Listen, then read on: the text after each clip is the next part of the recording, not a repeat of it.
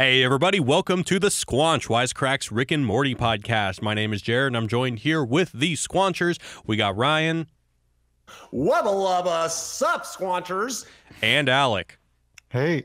All right, so today this is the maiden voyage into Season 2. We're breaking down Season 2, Episode 1, A Rickle in Time. But before we do that, let us reflect on a very important piece of Rick and Morty news that recently came out. Yes, gentlemen, are you aware that the show just got picked up for 70 more episodes? 70 more episodes of the Squanch, then. 7 at more least. Years of Rick and Morty. 7, yeah, like 10 more years of Rick and Morty. So tell me about what you guys think about that. How did you respond when you first heard? I still don't know how to take it because part of me feels like it's clearly a joke, right? Because I don't think you're like no one gets picked up for 10 years of a movie. I think they're like literally commenting on the video, right? And or on, like when Rick says a million years of Rick and Morty. So basically when I heard it, I was like, this has to be a freaking joke. But then I'm like, wait, there's contracts involved. So clearly it's not. Maybe can they get out at any time? I don't know. I'm obviously elated to be overall. I think there's no way this is a joke, and this is why it's taken so long, because Dan and Justin are now very, very rich. and how do you know this is not a joke? The 70 episodes is crazy talk. Yeah, well, it was the number one comedy in both cable and not cable. That's no small potatoes. I think it's impossible. It's impossible to know if it's a joke until we're told it's a joke. But I mean, I was reading a Dan Harmon interview where like his logic is very non-jokey, where he's like, listen, when you don't know if a show is getting renewed, you're working on other things, you have sort of backup plans and other projects going on. Now it's like, okay, Rick and Morty's my job. I can show up from 9 to 5 every day or probably later and work on Rick and Morty and think about Rick and Morty. And it's like, I don't buy it. You don't buy what? You could do that with 2 seasons. If he said, yeah, we got picked up for about 2 or 3 more seasons, it's great. I really feel like I can take my time. But for them to say, yeah, you're picked up for 10 years. I mean, or whatever. It's not 10. It is nothing. It has nothing to do with the amount of years, and it has everything to do with syndication rights. When you get a certain amount of episodes made for a show, then it makes it viable for syndication, and that's when you start making the Seinfeld money. And that's basically that means that Rick and Morty can go on ABC, it can go international, it can go whatever, and like those residual checks will just keep funneling to Dan and Justin. And probably, I mean, this is all speculation on my part, but I tend to look at these things from the business perspective because I live in LA. When you live in LA and you're in entertainment, you see it for what it really is, which is 100% business. In fact, on our movie podcast, we had Greg on there talking about the same thing. It's all about dollars. And right. Dan Harmon, I live in LA. You do. You're not here. You're not here right now. But Dan Harmon has been in this game. He gets it. He knows that he's got a hit on his hands. These things only come once in a lifetime, and he is going to take the studio for every dime that they're worth, and he did it. And Justin. The syndication rights is the best evidence that I've heard. Yeah, that you're right, that it's not a joke. But I still think it's crazy. And good for them. I hope they milked them for more than they're worth. I also think he probably has like weird abandonment issues after, getting kicked off his own show. So maybe he can plan things out more. When you're getting renewed season to season, you're not like, oh, I'm going to make this big 5 season arc, because what if you're canceled in a season? That's just not something that happens. But if 70 more episodes, I think you have a little more security there. It's weird. What do you guys think about now with knowing that there's going to be a decade more of Rick and Morty? Rick and Morty is going to be not a decade. It could be like 5 or 6 years. All right, whatever. I don't know. I mean, with Dan Harmon part of it, I don't think they're going to be moving that much faster. I mean, 70 episodes is a shit ton. Right. Anyway, it's going to be as much part of the cultural canon as The Simpsons, as Family Guy, as Bob's Burgers. How do you guys feel about that? Because I think a lot of what made this show so special is that it had this rebellious streak to it. I mean, now it's like literally it's going to be, it's going to just be part of the most corporate business model that cartoons can be part of. Do you think that? I mean, look, like You know, it's like Harvey Dent says in The Dark Knight. You either die a hero, you see yourself long enough to become the villain. Like, do all shows eventually suck? Yeah. Do I think that Rick and Morty is going to eventually suck? Not necessarily, but I hope that the team... Fuck no. I hope we that have another... Sorry. I just hope that the team is up for the challenge that even a show as edgy as Rick and Morty is going to have to adapt. We have another podcast, Respect Our Authority, South Park. They're in their 21st season, and we still love it just as much. And in fact, we think that season 19 or 18 was like the best ever. Like, I think that, I think that these guys are just as unique and just. I don't know. They can do it. I don't think anybody gives less of a fuck than Matt and Trey. I mean, those guys literally don't care if they alienate everyone in this town. They don't give a shit. I know, and that makes the show. I don't know if Dan and Justin are quite that epic. I also think South Park has something about it that lets it live longer, which is that, especially when it was more episodic, it was very current events, very sort of politically driven. So whatever's going on, like in the news cycle, they can talk about. Whereas like Rick and Morty is a little bit different. It's got the few sort of like themes it talks about. So granted, it could evolve with new themes and new ideas and stuff like that, but it's much harder I think to maintain the DNA of this show when by doing that stuff versus like South Park has always been about making fun of whoever's president, whoever's running for office, whatever's on the news and all that stuff. Oh, that is so not true. I mean, the first couple seasons of South Park were just pure dick and fart jokes that had nothing to do with anything remotely contemporarily relevant. I mean, they would still make fun of like living celebrities and stuff like that. But if anything, I think we've talked about how the landscape of Rick and Morty, because of the infinite universe thing, they can literally do anything. Right. They could by 4 seasons from now, they might decide, now we're going to make a show in which every episode Rick travels to a new dimension in which Earth is run by a different political figure. I mean, that's within the logic of the show for them to actually do that. So I think that it's more than possible that in the future Rick and Morty is going to look really different than it does now. Yeah, of course that's possible. I yearn for more Rick and Morty, whereas other shows I'm like, I have more of a guarded, like, man, I don't want them to ruin it kind of thing. Whereas for this, it's like very rare that I feel like it's a missed episode. And I think, yeah, they're brilliant minds. And like Jared said, they can fucking do anything and it's awesome. However, I can see that it gets a little old, just like the edge, I don't know, existential nature of the show. I can see that kind of, it doesn't have the universal, like, consistent appeal that South Park does, like you said, because there's always new stuff. It's like the Weird Al of TV shows. Like, whatever's popular, they can just, all right, we'll rip on what's in the news this week, whereas Rick and Morty does kind of have, it's about reality itself, Right, and that's what I mean. Like South Park, it evolved. It still does evolve, and sometimes they fuck up. Like, so the last 2 seasons have not been very good. But I just hope that Rick and Morty evolves in a way that The Simpsons never evolved, that Family Guy never evolved.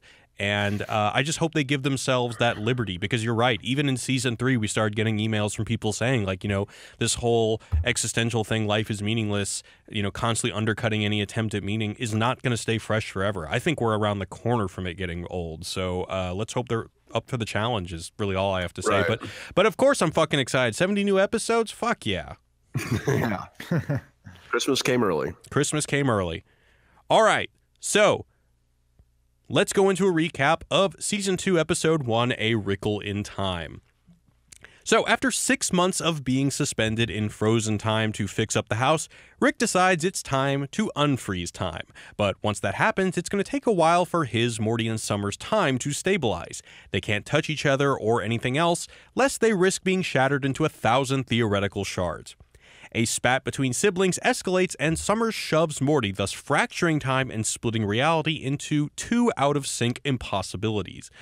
Meanwhile, Jerry accidentally hits a deer and Beth brings it to a hospital in order to revive it and to prove to herself that she is a competent enough surgeon to do so. The 2 time-split Ricks try to resync their realities, but Morty and Summers' uncertainty thwarts his efforts, making Rick uncertain, thereby turning Rick against the other versions of himself, which ultimately splits time into 4 realities. A deer hunter drops by the hospital with his lawyer to claim the legal right to his deer, which he previously shot, but Beth waves him off and starts operating. Eventually, a testicle-faced time cop comes to the rescue and sinks Morty, Summer, and Rick's realities with some lame necklaces. The cop then accuses Rick of time crimes, but Rick rips off his collar without a plan, splitting time into 64 realities. Jerry eventually gets wildlife experts to helicopter the deer to a specialist, but it stings all the worse when Beth learns that she has to admit that she couldn't save the life herself. But turns out the wildlife experts are all part of the plan. Jerry drives Beth to a makeshift operating table in the wilderness where she finishes her work and saves the deer. When one of the Mortys in these 64 timelines can't put his faulty collar back on to resync time, Rick sacrifices his own collar to bring Morty back to certainty. Just when Rick thinks all is over, he sees Morty's lost collar, puts it on, and returns to the singular paradoxless reality. Beth and Jerry return and make fun of their necklaces, while in the post-credits, our testicle-faced time cops bully Albert Einstein. End of episode. All right, guys, before we move on, I want to give a quick shout-out to our sponsor over at Adult Swim. So, what better way to celebrate the fact that Rick and Morty has been renewed for 70 new episodes than to kick back and watch Rick and Morty Season 3 on Blu-ray and DVD? So, not only will you get to relive some of what we at the Squanch believe are some of the best episodes of Rick and Morty, but you'll also get exclusive special features like animatics, behind-the-scenes look at what's it like to make Rick and Morty, plus commentaries with Dan and Justin, the creators, cast, and special guests. And because you're fans of the Squanch, you have a chance to win your very own handmade, limited edition Pickle Rick figurine. So there are two ways you can win. First, you can enter a giveaway by visiting getpicklerick.com/wisecrack. There you will see official rules and a form to enter, or you can tweet us at Wisecrack with your craziest idea for a Rick and Morty episode, and we'll send you a Pickle Rick figurine from our own personal collection here at Wisecrack. So if you heard us talk about this contest last week, you'll know that we are giving away 2 figurines. So right now we are about to announce the first winner. And the first winner is, drum roll, Joker on the Sofa, at Joker on the Sofa. His pitch is, Morty asserts that being smart doesn't give you a right to be an asshole and challenges Rick to try to make the world a better place. In response, Rick increases the intelligence of the entire planet, only for it to turn out that, surprise, it makes most people assholes. So I love the idea of Rick making the rest of the world intelligent, and just what it's going to be like to see, what would it look like to have an intelligent Brad, an intelligent Jessica, you know, an intelligent Mr. Goldenfold, and just how they all turn into assholes like Rick. So Joker on the Sofa, you are the winner of this handmade wooden Pickle Rick figurine. Congratulations, we will be sending this to you. Also, if you guys wanted to see us go through all of the submissions we got and laugh as we kind of figure out which one is the best, hit us up on Patreon at wisecrackplus.com, and we're going to upload it there, and you can join us as we go through all these amazing episode ideas that we were sent. So we're actually also going to be picking our second winner on June 4th, so you still have time to win. So head to getpicklerick.com/wisecrack to sign up, or tweet us with your craziest idea for a Rick and Morty episode at Wisecrack on Twitter. Rick and Morty Season 3 available now on Blu-ray and DVD. And back to the show. Well, I just want to say I'm so excited for what people send us. Yeah, no, I am too, for sure. I mean, especially since we know that this show is moving forward, man. The possibilities, it's so exciting. All right, guys. So the first thing I want to talk about is, you know what? I'm sorry. We never even went around and said what you guys think about this episode. Let's just do that. Let's do that first. Fuck me. All right, Ryan, what do you think about this episode? Well, I give this episode an F+. What? Are you kidding me? No, I don't like this God. at all. I always skip this episode. I kind of, I never showed this one to people. I feel like it's just kind of a very, like, it's like the first time it happens, the time jump thing, you're like, yeah, this is funny. This is a cool concept. And then that's the whole show. That's pretty much the rest of it. And nothing ever, I'm impressed by the animation. That's kind of probably my biggest compliment. And the reason it gets an F+ is only because the plus is for the testicle monster, time cop, and which is pretty funny. And then also the scene where Rick thinks he's going to die, or he's praying, and then he says, "Fuck you, God," after he lives, you know. I mean, that's pretty awesome. But other than that, Ooh. All right, Alec, what do you think? I'm going to go B. And Wow. weirdly, I identify with Ryan's criticism because even when it was time to watch this episode, I was like, oh, like I don't really have any like fond memories of it. I don't really care about it that much. But rewatching it, like the jokes are pretty good and some of the gags are great. And also it's got, you know, the whole fuck you God bit is just so fucking good. I think that redeems it. But like the joke writing is very good. Like it's not like the plot is like super crazy good or anything like that. But you know, I like it. Wow.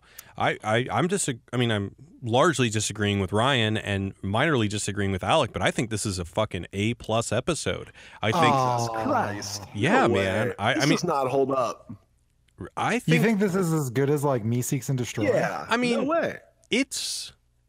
I mean, do I like it as much as those and some of the ones that we discussed as our favorites? No, but I think this is a really impressive episode. First of all, I think that the concept is very funny.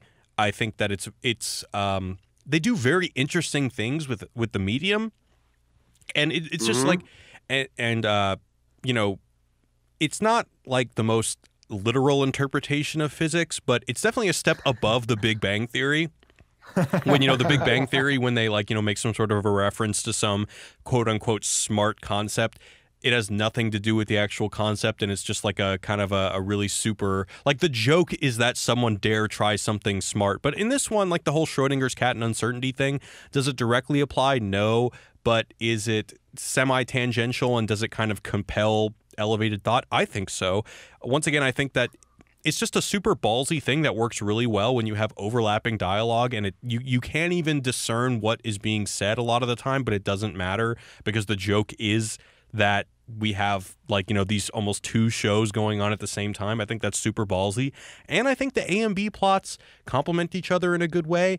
And I think that, you know, this is another classic, really good arc of Rick kind of having to come to terms with how much he cares about Morty or not. And I think some of the best episodes are when Rick has to kind of have that kind of an arc. So I think there's a good arc here. It's funny. It's classic Rick and Morty intelligence. Yeah, I really don't have... And I think that some of the funniest parts, I love the fucking Time Cop. I think he's so funny. Yeah. But you say funny though. Besides the Time Cop, like, were you really laughing when the split screens were going? Like you said, there was overlapping dialogue, but you didn't have to hear it because the joke was that what was happening. I'd say difference between you and I. For me, like, I don't need to laugh out loud for something to be funny. In fact, sometimes if I'm just like sitting back with like a grin on my face and like my brain is being stimulated and I'm just appreciating how clever something is, that's the highest form of comedy for me. It's not just like oh my God, he, you know, like, for example, I probably laughed a lot harder in season 3 than that joke with, like, you know, and you genital washer. Like, that's funny. And I probably laughed harder, but I don't measure like whether something is like, you know, a better comedy just based on literally how much I laugh. To me, it's all about how much I appreciate it and how much it kind of tickles me. Like, I don't need to like, I don't need to guffaw. I need to just be titillated, basically. Well, You need to be tickled. That's the right. genital washer claim you just said I feel like you're conflating, you know, like just stupid humor with laugh out loud stuff. I mean, I the best stuff is when it's super smart and super hilarious. You know, you get it all with Rick and Morty. You know, Oh, whereas sure. this was to me just smart, and then the laughs were few and far between. Only Yeah. when the testicle monster showed up. There are a lot of small things. So first of all, the testicle monster, there are a bunch of things. I like the Cold Stone Creamery jokes. I like the Red Grin Grumble reference. Well, I made him up. Think for yourselves, don't be sheep. I love that. I love how Rick somehow has like bands of money. I thought that was a very funny, a funny detail. But yeah, I mean, you know me. I mean, I would rather have my brain be tickled than me guffaw, laugh out loud. So yeah, I mean, we have the genital washer humor, which is great. But if I had to choose between the two, I know genital washer humor is like, people who don't remember that joke is like, what the fuck is he talking about? But Right. if I had to choose between the two, I would probably choose this one. But, you know, it's a matter of balance. Like, it's not like Rick and Morty is so brainy all the time that it keeps you from laughing. I think this is one of the episodes that probably skews more on the brainy side, but I think it's ultimately really rewarding. All right, guys, before we move on, I want to give a quick shout out to our sponsor over at Away. So what is Away? Away makes affordable high-end luggage that is thoughtfully designed with the perfect components. You can see that I'm carrying it. You can see that I'm holding it right here. It's affordable, high-quality suitcase that can charge your phone. It has 2 USB ports on it that have a high-capacity battery to charge all your devices on the go. Comes in 10 different colors, 5 different sizes, and as you can tell, I'm holding it right now in my hands, in my lap right now. It's super easy, super convenient, very compact. It makes your travel experience stress-free. It's made with premium, impact-resistant German polycarbonate, 4 360-degree spinner wheels. If you can see right here, I'm spinning them. That won't get stuck or break. Super, super easy. TSA-approved combination lock built in to keep your belongings safe, and a patent-pending interior compression system that tightly buckles in bulky items, so you won't have to worry about anything sliding around. If you travel with like a gaming system like I sometimes do when I'm traveling with my parents, this is super helpful, so you know that that's not going to break. Also, this thing comes with a lifetime warranty, so if anything breaks, Away will fix it or replace it. Or if you just decide it's not for you, you can return it for a full refund, no questions asked. Free shipping anywhere in the low 48 states, and I gotta say, for me, I've been to the airport so many times, and my flight is always delayed. I don't know why I have such horrible luck, but if your flight's delayed and you're there for hours, you're gonna get bored. If you forgot to bring a book with you, you're gonna hope that your stuff is charged, and if it's not, you're gonna want to hope that there's a free seat next to an outlet. But that doesn't always happen, does it? So luckily, with Away, you can just whip out the battery or just open this really convenient compartment and start charging your stuff immediately, so you have something to do during your entire delay or on the flight, whatever. You're never without something to do. That's super important for me. So you can charge your Kindle, your iPad, your computer, whatever. So Away has a special offer just for listeners of the show. So for $20 off a suitcase, go to away.com/squanch and use the promo code squanch at checkout. That's awaytravel.com/squanch, promo code squanch. So if you guys are traveling, can't recommend it enough. And back to the show. All right. Which first talking point? First talking point is, well, let's talk about just the construction of this episode and the visual way that uncertain time is represented. I love how this plays with the medium of television. So first of all, we see static in the middle of the frame that divides all of the different realities. Mm-hmm. And I just love that if you're watching it on a TV, it almost looks like there's something wrong with your TV. As I mentioned before, I love how the joke is that they are out of sync rather than what the characters are saying. You know, I'm always titillated by people playing with the medium, and especially in television when so much of is about punchy jokes, which a lot of this episode still is about. You know, there's still this show has like a joke every 3 seconds. It's extremely dense, but with this one, I just like the kind of change of pace to where it's not about, you know, what cultural references and all the density of jokes. It's more of that we've set up this, this kind of this visual motif that you have never really seen before in any other television show. And so the joke comes from the form rather than the actual dialogue, and it establishes a rule of form and then continues to play with it. And I think it really grabs the audience and brings them in and establishes the rules really gracefully, and it's never hard to keep up with what is happening. I think it's extremely impressive. I was actually similar to what you're saying, Jared. I was just impressed that there's like multiple lines of dialogue happening.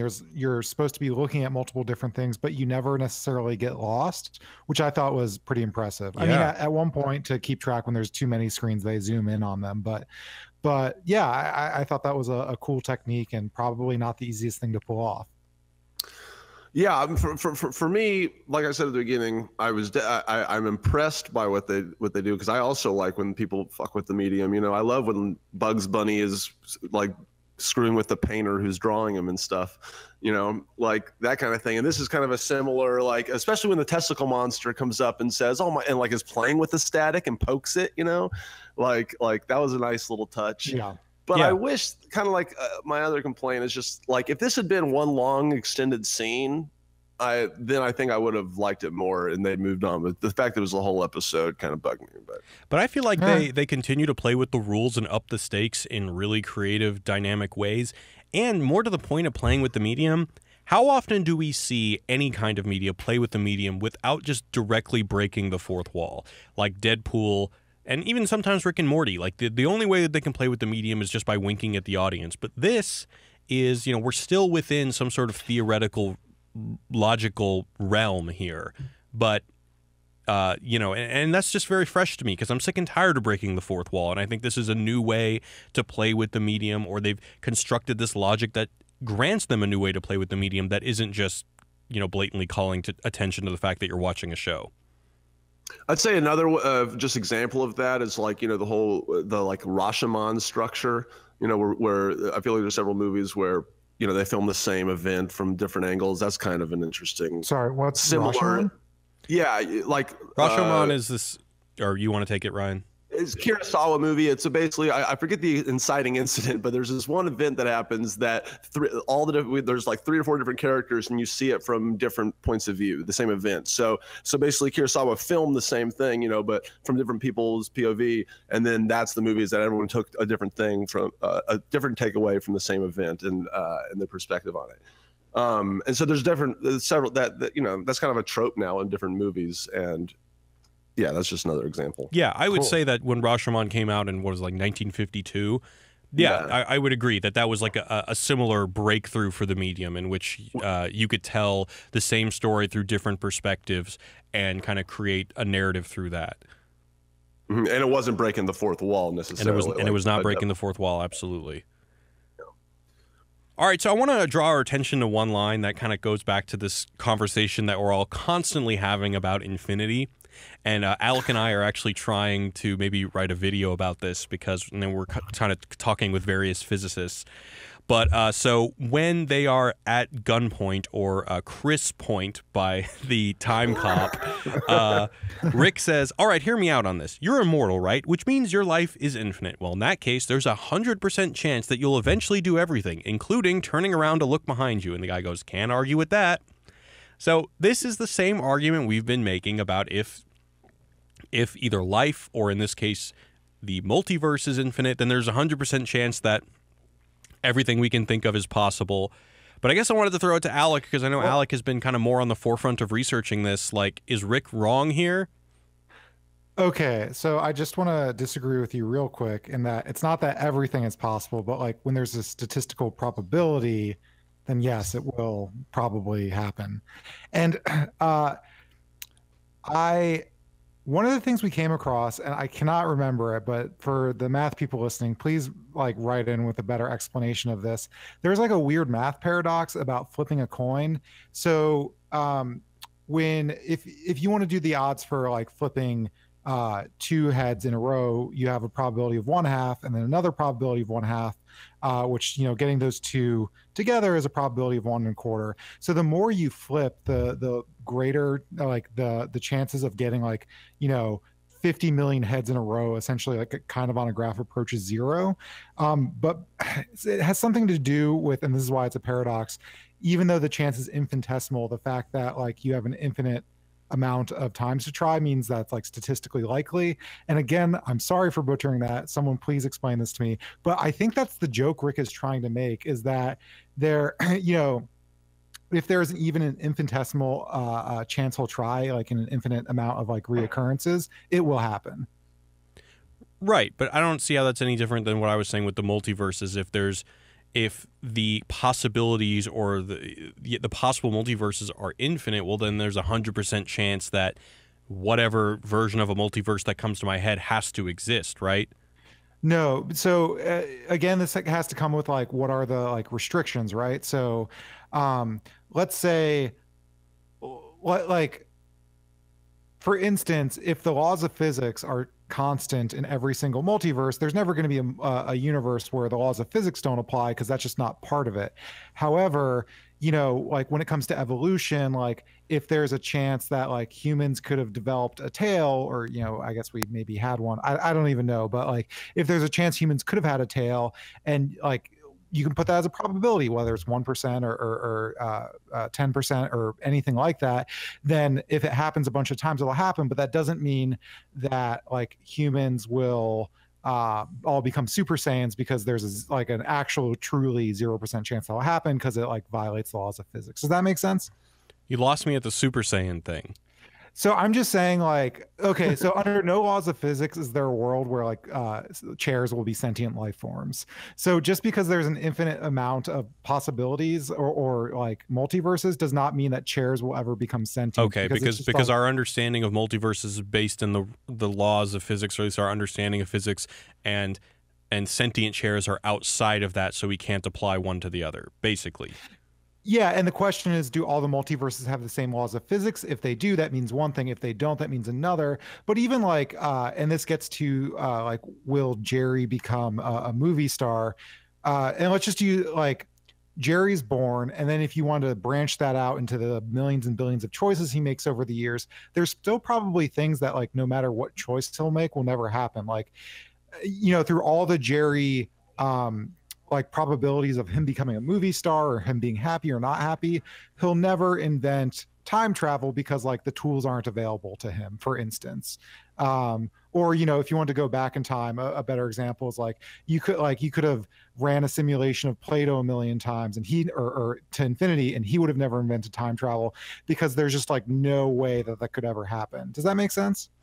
Yeah, I don't want to dwell too much on it because we start getting really theoretical and like, yeah. I mean, and we're probably not the best people to be talking about it because like part of me is just like, we're math stupid. Yeah, we're math stupid. So,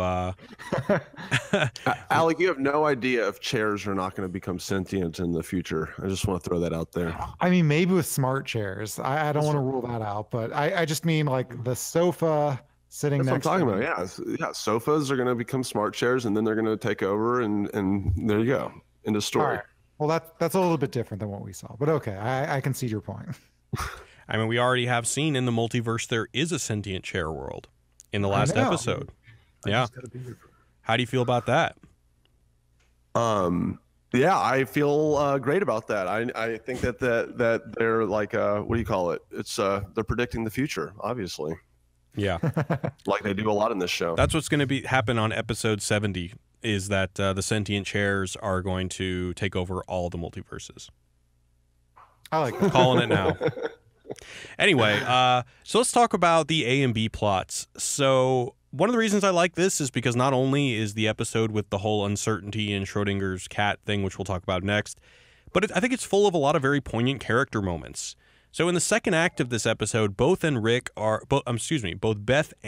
are fighting kind of the worst parts of themselves. So we have Beth's pride and insecurity that's forcing her to do surgery on the deer. And then we have Rick's narcissism as he actually tries to kill other versions of himself only because he knows he's a terrible enough person to kill himself and other versions of his grandkids. So we see that Rick is wrestling with the fact that he knows he's a shitty person with no moral scruples, which then ultimately he kind of has a revelation at the end when he sacrifices himself. So at one point we see a guy who is so convinced that he's horrible that he suspects that other versions of himself will kill himself and his grandkids, and then at the end we see a guy who's willing to sacrifice himself for his grandkids. So, you know, for a 22-minute episode that also deals with, you know, time paradoxes, I think this is pretty fucking impressive. It's pretty, yeah. It's funny that he thinks as a character that he's fucked up enough to where he would actually like kill his grandkids, but he's also, you know, the real Rick knows that he would not want to, but he thinks that the other versions of him would. So it just says a lot about himself. It's like a bizarre, paradoxical, self-fulfilling prophecy. I also, this is a math thing that I know a little bit more about. This is like not exactly the same, but have you guys heard of the prisoner's dilemma? Oh yeah. Yeah. So it's like the prisoner's dilemma is like you've got two people locked up, and if like none of you snitch, then you get off scot-free. There's no evidence. But if like one of you snitches for like a plea deal, the other one gets fucked over. So it's like you can't talk to each other. What if the other person fucks you over? And the math of the prisoner's dilemma is just like a grid where it's like if both people cooperate, it's great for them. If both of them screw each other over, then it's terrible for both of them. And then if one screws over the other, it's better for the person who screwed over.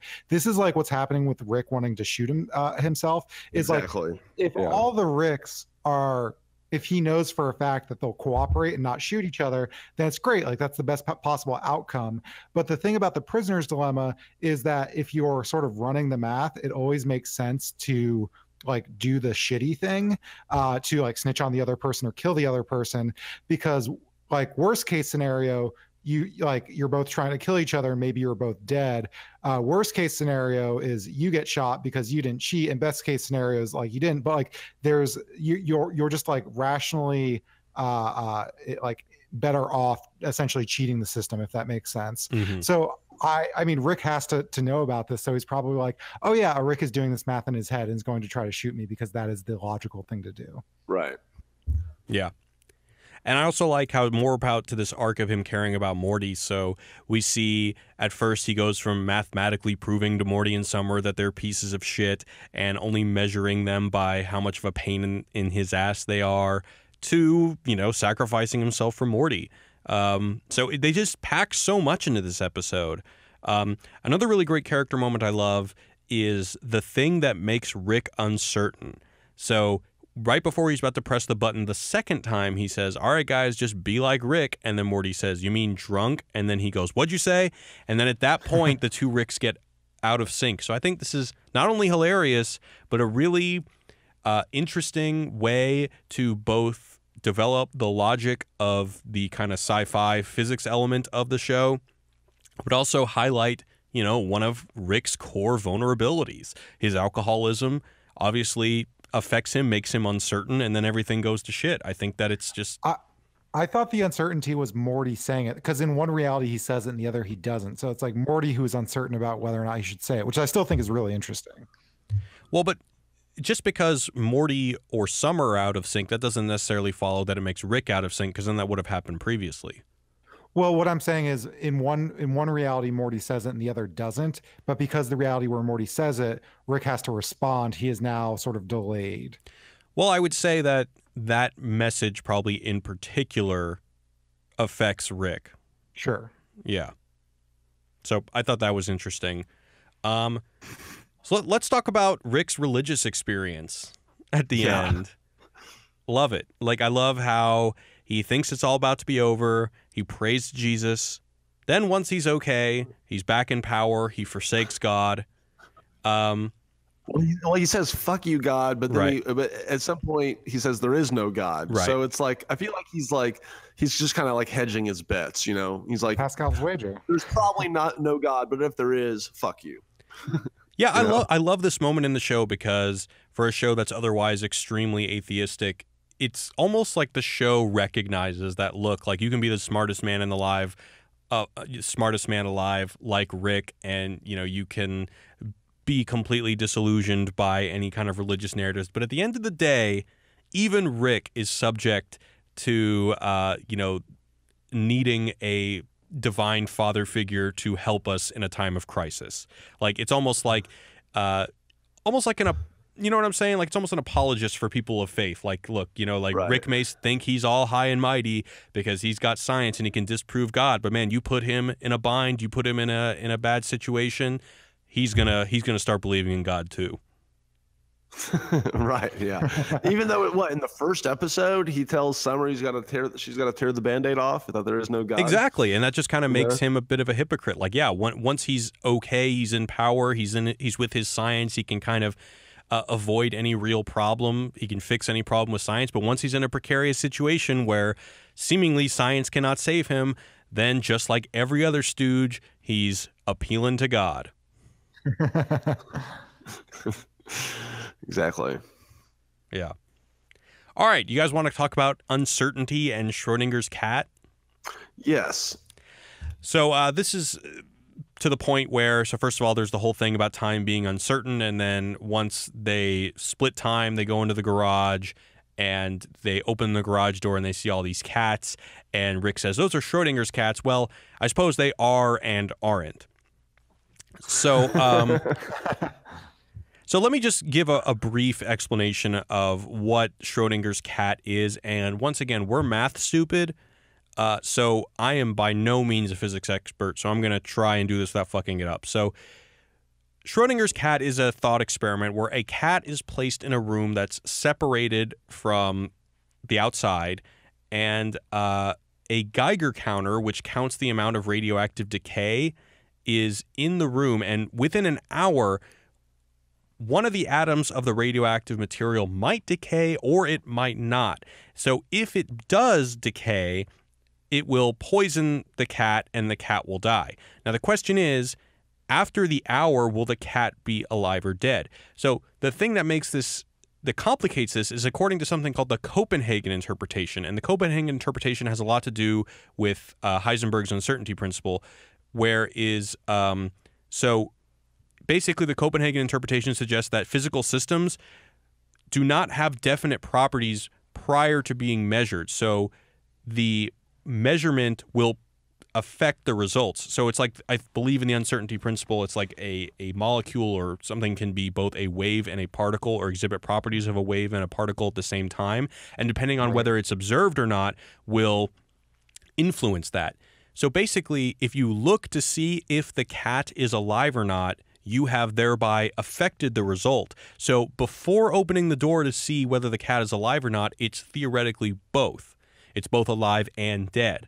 So in terms of how this works with the joke in the show, it's not like, when Rick says that he's uncertain, or the uncertainties that split time, doesn't really have anything to do with whether a physical phenomena is being observed or not.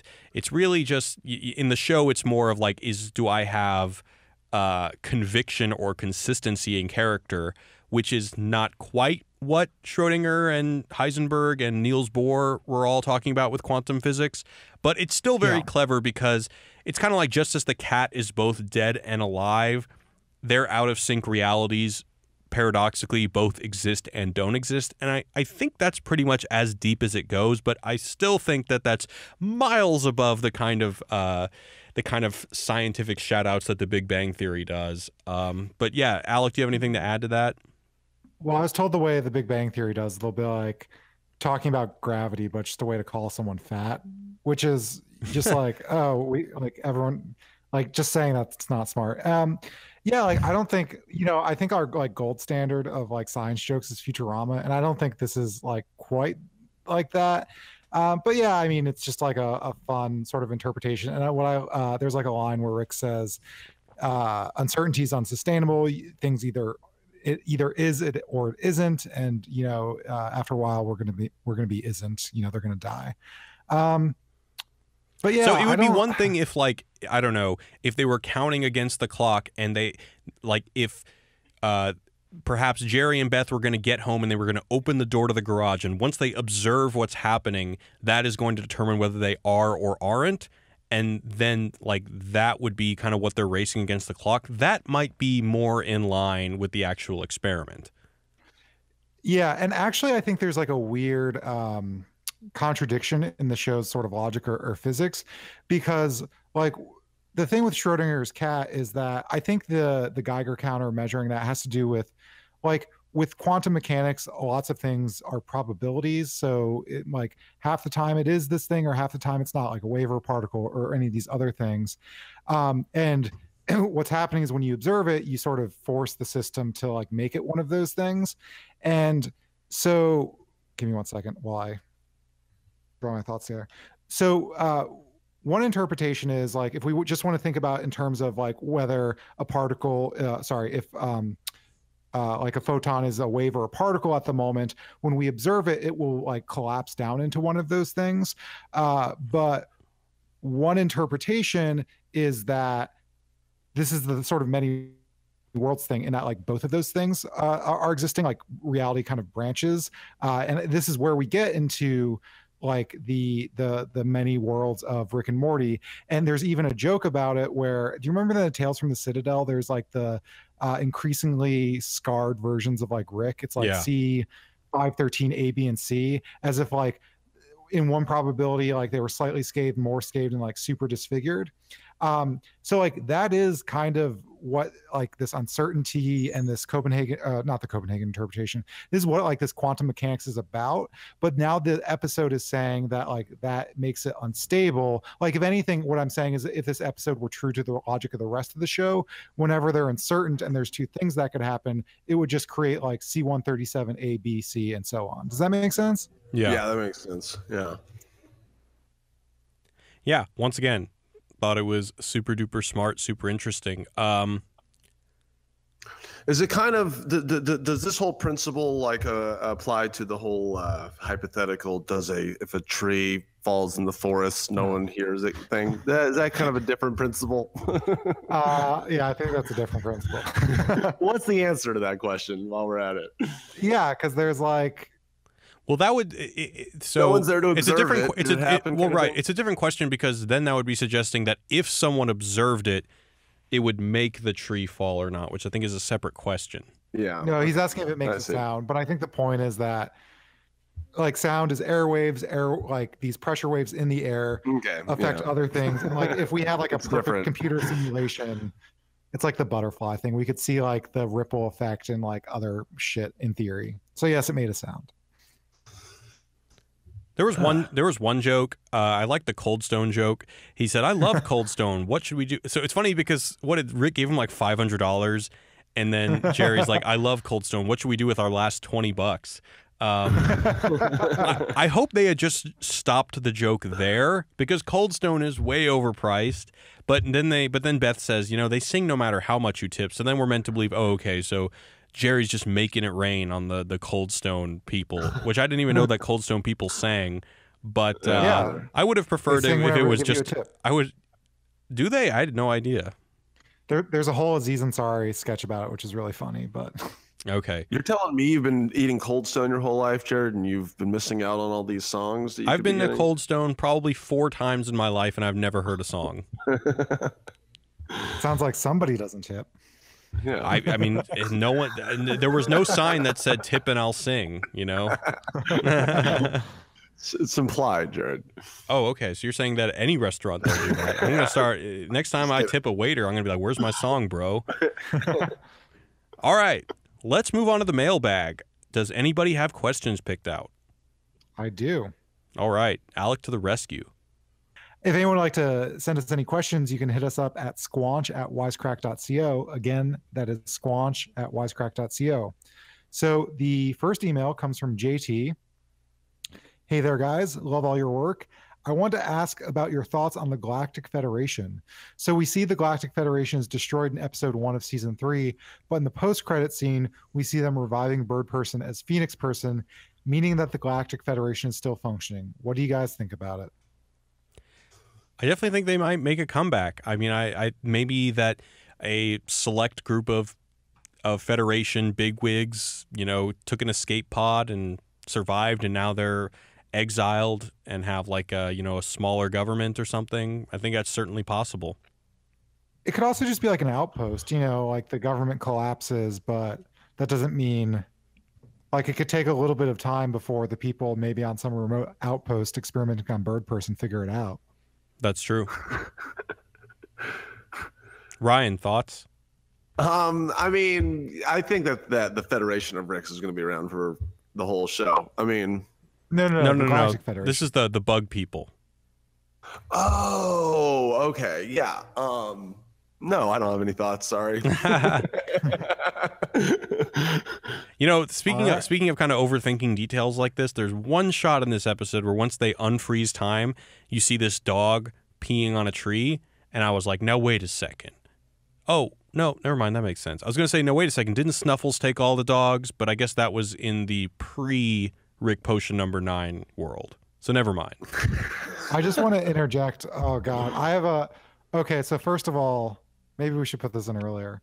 I just want to point out that Rick is eating wafers again in this episode. Oh, I had that written down. I didn't say it, but yes, he is. He is. Catch. Wafers, man. It does a Rick good. There's also like something scientifically inaccurate, I think, which is that they're dusting like their parents and talking about mildew growing on them, but those things wouldn't grow if time was frozen. So what the fuck? Yeah, what WTF? Man, you're making me think that if we got 70 more episodes and this becomes as big as The Simpsons, are we going to have like real simple Rick's wafers on the shelves? Are we going to have Rick wafer cereals and stuff? It's possible, I mean, man. there's strawberry Smiggles. That's true. We have a box of strawberry Smiggles. They're not tasty.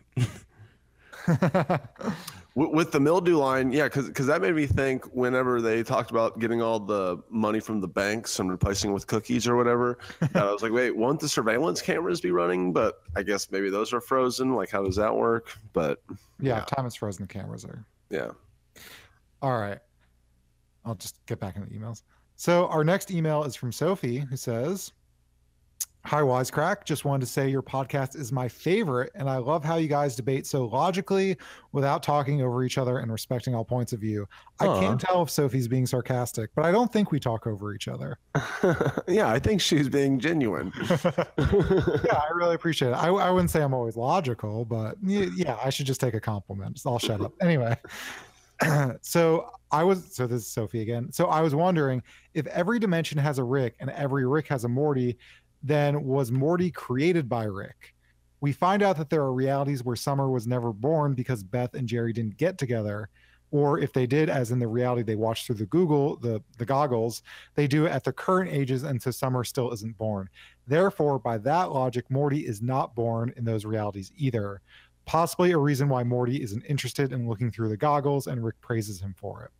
So therefore, if every Rick needs a Morty and Mortys need to have a certain characteristic, then did Rick create Morty? We see in the Citadel that there's a classroom of Mortys training up to be assigned to Rick, and one of the Mortys point out that Rick has fused one Morty with a lizard, so he clearly readily manipulates Morty rather than him coming from a lizard-human dimension. What are your thoughts? Thanks, Sophie. Well, I think there could be universes in which there are no Mortys, but there are Ricks. Yeah, but then how can the Ricks disguise themselves? Well, as we saw at the Citadel of Ricks, there are plenty of Rickless Mortys that need a home. Poor Rickless bastards. Poor Rickless bastards. So, they can always just get one of those. Yeah, absolutely. There's definitely there's non-Morty universes, there's non-Rick universes, there's every kind of universe. I mean, you even see in the Citadel of Ricks episode, or not the Citadel episode in season 3, but the most recent one we talked about, they have waivers of get one Morty free that they honor. So I think we're meant to believe that there's probably some bank vault of Mortys that they use to make good on those coupons. But that's almost a hint that they're like manufactured. Like, where I guess there could be, there's Mortys abandoned when a Rick dies, but I don't know. Like, do you really think they could keep up with that supply and demand? I mean, maybe they're made, but maybe they just clone Beth and Jerry's and just have them mate and make a real Morty, but not necessarily like, I don't know. I mean, we could get weird on this if you want, but I don't really have an answer. I mean, my gut would tell me that there probably are Ricks without Mortys, and there are Mortys without Ricks, and that's just the way the multiverse goes, brah. All right. Ryan? Yeah, I think that evolution probably has there's probably some universes where there's only Ricks and Morty, or kind of like the Citadel. So yeah, I bet they probably had to find some evolutionary way to breed at some point, unfortunately. All right, our next email comes from Justin. He says, "I was just listening to your episode on episode 10 of season 1. You talked about our Rick crying when thinking about Morty as a baby / growing up. From everything we know, Rick was gone from sometime in Beth's youth to shortly before the show started, at least for the two Beths we're familiar with. So when did he see baby Morty? Was that his first Morty? Maybe evil Morty?" Yeah, we kind of discussed that last time, right? About if the flashback Morty was the evil Morty. I definitely don't think there's that much to indicate that, but I like the idea of it, is what I'll say. I'm not sure if Justin's timeline could be right, but I don't know if we know that. Do we know that Rick abandons her like as a child?